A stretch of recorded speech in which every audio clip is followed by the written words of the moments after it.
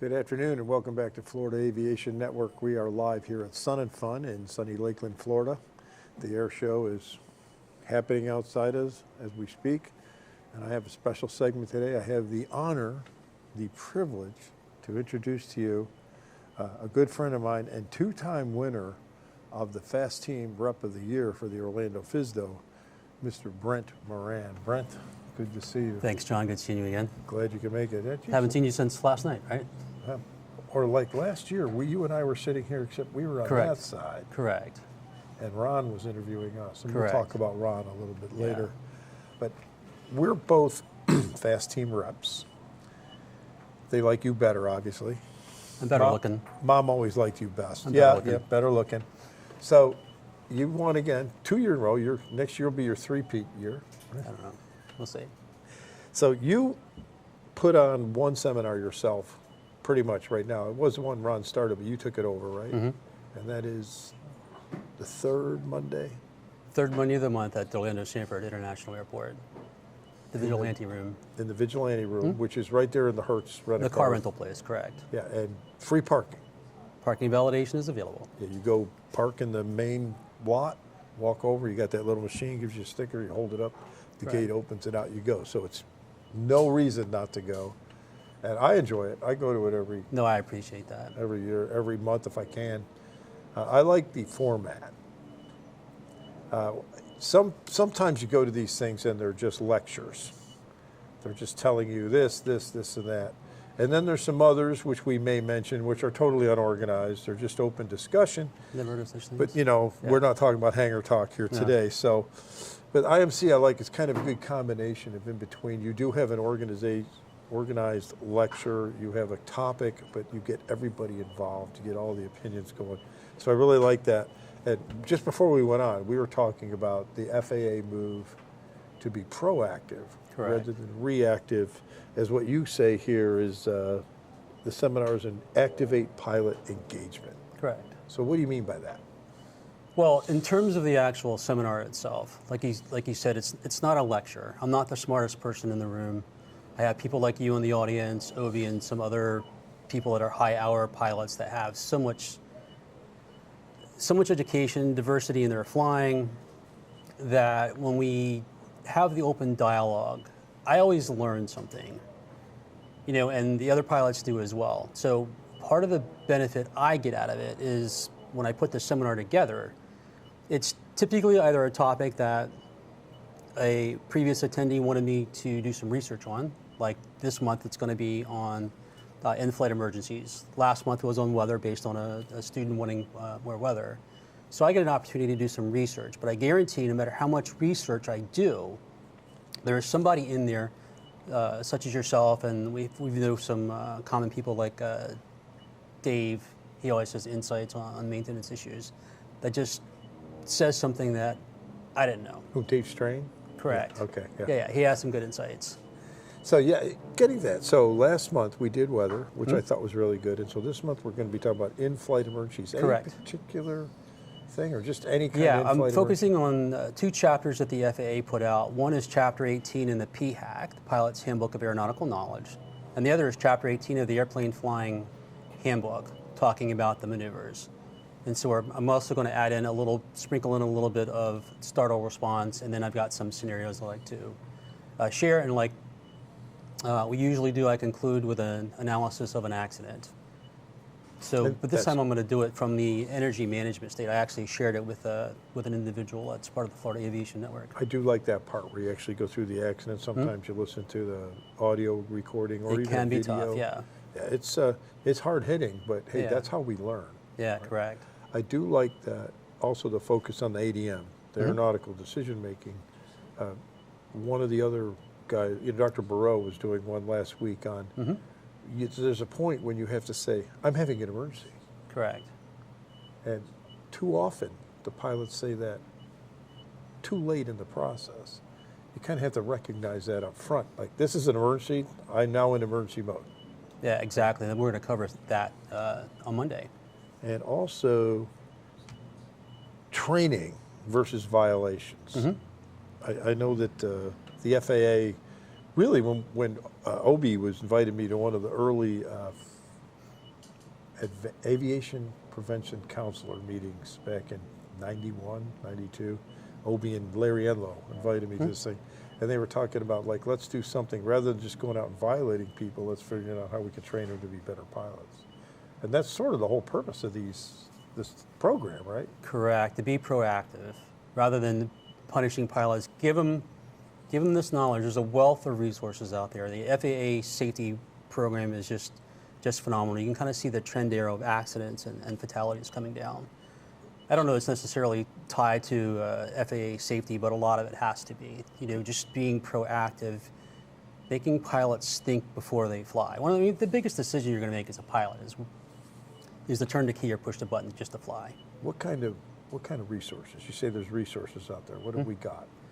Well, you've got the FAA website, so anything that the FAA wants you to know is available for free. In PDF, FAASafety.gov, there's so many courses that you can take. You can prep for your IPC. There's a 30-minute training, almost anything that you're interested in, whether it's MEI, icing, ADM. You look at the whole gamut. There's just a wealth of courses and seminars. Some of them aren't in person. Some of them you can enroll virtually. Just a wealth, and it counts towards your wings credit. I think wings credit, that little wings bling that you get, kind of a motivator. You know, saving on your insurance is also helps too, but that little motivation to get that wings bling to say that you've put in the effort, you've taken the time to study and become better. That brings up two things I thought of when you were talking. First of all, Okay. the courses. There are actually courses you could take right on the website. Correct. I have a friend, well, you and I have a friend, you know, Bill Lowry. He's flying up to the Dulles area next month. So he wants to know, how do you handle that SFRA Oh yeah. or the CFRA? Been there, done that. CFRA. So there's a course right there on FAASafety.gov that you can take the whole thing. There's little quizzes, and at the end you get a certificate, which you can then, I think you can actually email it to the ATC, to is it Washington Approach or something like that, Dulles Approach. I can't remember which one it is. But you email it to them, and then they say, oh, this guy's had training, so he's going to know where the gates are and all that stuff. I mean, it's not just about preventing accidents, it's about doing things the right way, too. Correct. Yeah. And it's not just FAA-sponsored content. You have other organizations that put out content for training also on the FAASafety.gov website. Can you think of one, an example? You mentioned IPC before. Yeah, I want to say Bonanza may have something. There's a couple other companies that I know that do type ratings. They got some things out there. Some of it's paid for content, but a lot of it's free. Oh, you have to pay for some of those? Some of it. Oh, I haven't run into those yet. Yeah. Everything I've gone into has been... I mean, the FAA stuff is free, but if it's sponsored by someone else, if you enroll in their course, you can get the wings credit. There's a really good one on cybersecurity, but that's for us FAASTeam. That's right. That's right. So Always the other most thing ever. I want to mention, you mentioned the wings. The wings. Wings bling, I yeah. hope you are familiar with the wings. You can, and I think it's Avemco that Yes. provides free wings. If you pass a phase of wings, you can then go on that site, say, I just passed a phase of wings, and you prove it, and they will send you a little pin. You could either get the Avemco ones, or you can get the Seaplane Association. And I think there's another one too, but those are the two that I know of. I think Avemco does the basic, advanced, and master. Correct. And so the basic is for private pilots, of course. The advanced is for commercial pilots. And if you're one of the few of us that has gone through all the rigmarole to get an ATP, well, there's the master wings class too. And so people say, like, well, why? Am I going to do this just so I can get a little button? But there's more. Yeah, I mean, if you pass a phase of wings, it also counts towards your flight review. It's true. And also, if you're a flight instructor, you could use it for your renewal.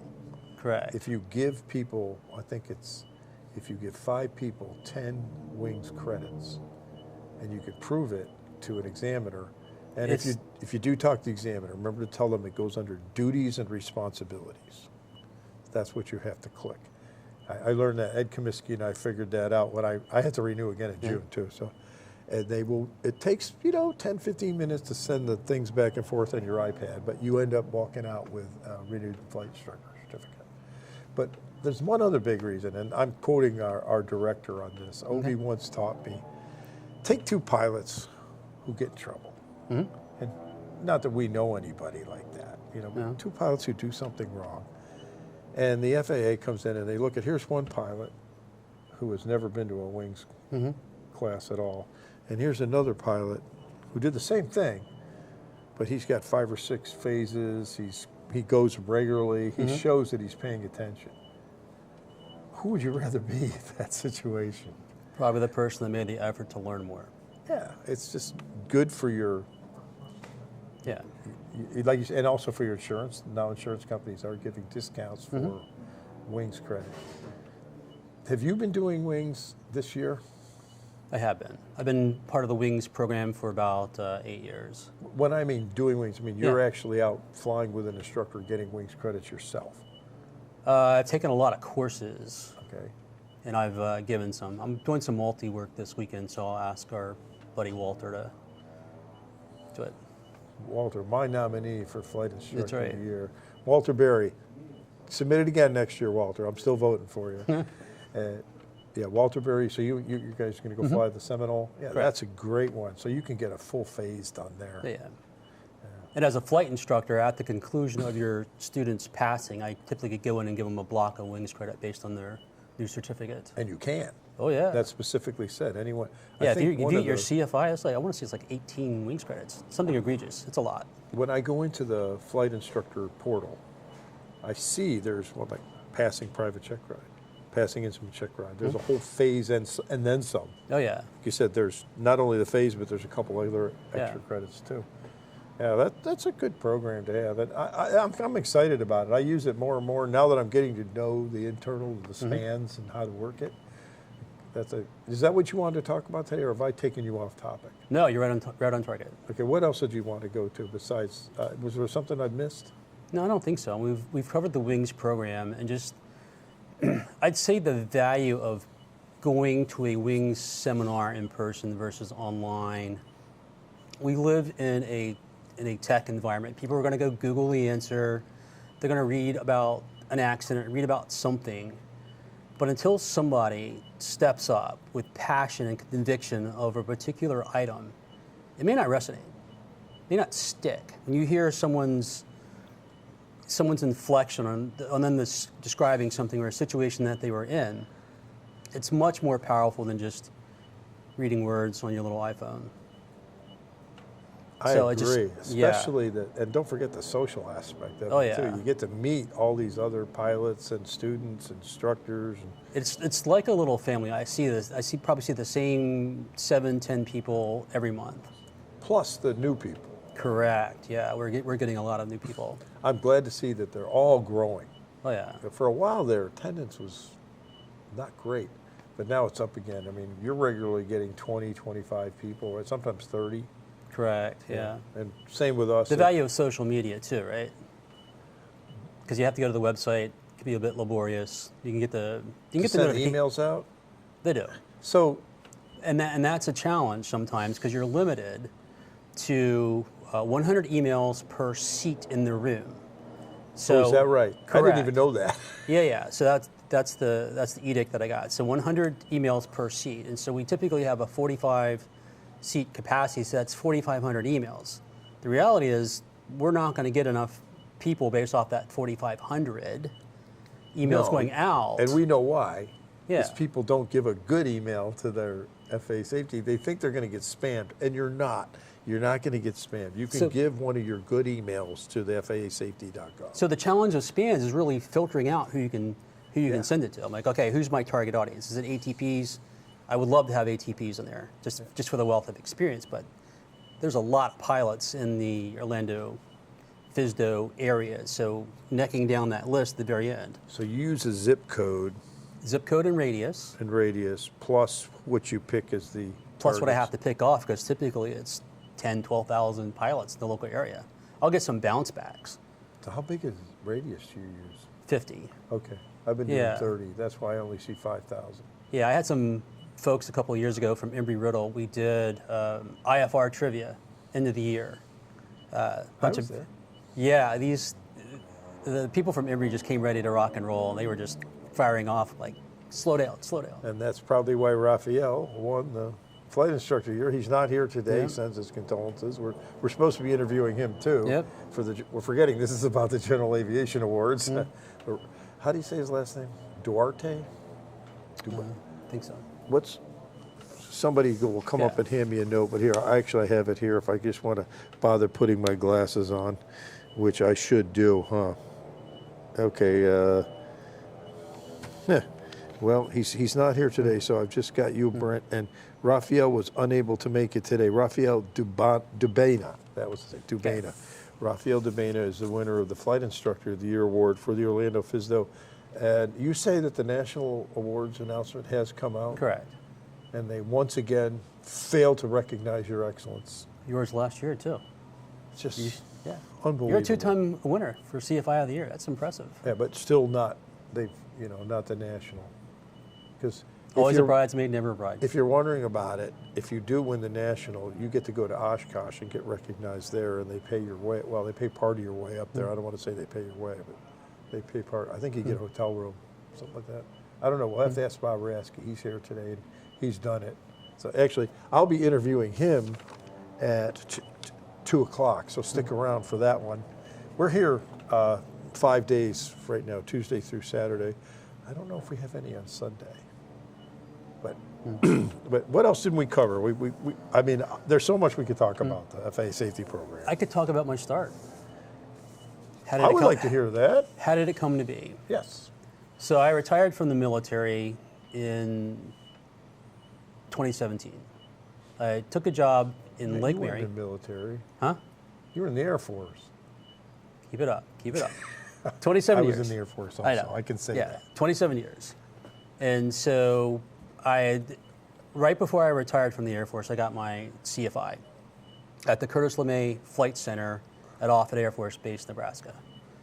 And so I logged a couple of hours, and it's one of those things when you transition from the military, you don't necessarily know fully what you want to do. There's always the search for purpose and belonging. So I got my CFI to see if I'd like it. I'm like, okay, this seems pretty okay.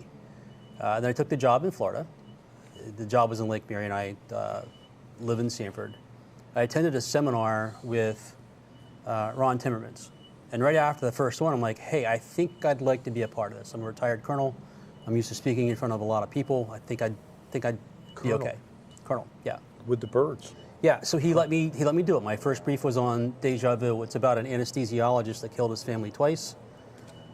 Yeah, it was I want to say it was a Beechcraft aircraft. Same two airports were involved. They killed half his family. 7 months later, got back in the air, went up again, killed the rest of his family except for one son who survived both crashes. He ended up being this is not a Michigan story.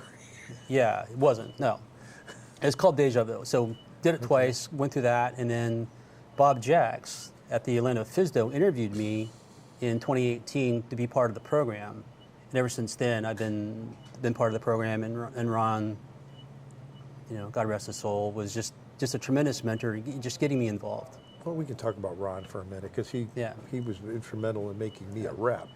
So that's how I got started. Yeah, so thanks to Ron. And Ron started the IMC club, which you now have inherited, I guess. And this seat I've inherited from Ron. He was supposed to be here.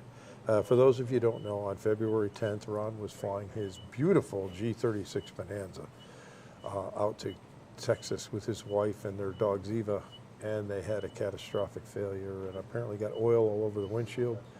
But from what we can see, Ron was flying that thing all the way to the ground, trying to fly it out of looking at the side window, and was about to land on the runway at Echo Lake and impacted a tree, and he and Barb did pass away. Ziva survived, which is interesting. She's with the kids in Texas. We do miss you, Ron, and that you'll see at the end of this in the credits, this is in memory of Ron and Barbara, because they were very big contributors to us. Got 1 minute left. You want to tell us anything else about your FAASTeam, anything else about your experience in getting up here? Not really. It's just been a privilege and honor to work with the FAA. They've been really supportive of the FAASTeam at Sanford, and I can't thank them enough. It's a good group. Javier runs a tight ship. Yeah. Did you fly for the military? No, I flew a desk. Okay. Chair force. No, I was a group commander and squadron commander, so I had a pretty good career. All right, well, that's good. Thank you for joining us, Brent. This has been great. Appreciate your Once friendship. again, we're here representing the General Aviation Awards. I just want to say on behalf of Brent and myself, thank you for joining us here today. And Raphael, sorry you couldn't make it, but congratulations on being the Orlando FSDO Flight Instructor of the Year. And tune in about a half hour, and we will be going on to our next topic, which, well, you'll find out.